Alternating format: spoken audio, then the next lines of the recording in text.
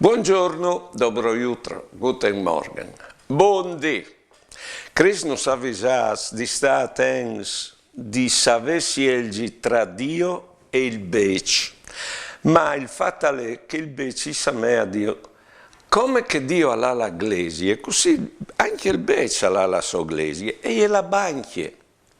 E in banchie tu hai anche il confessionario. Là che se tu domandi su un mutuo, tu di là dal direttore, di con sincerità tutta la tua situazione economica.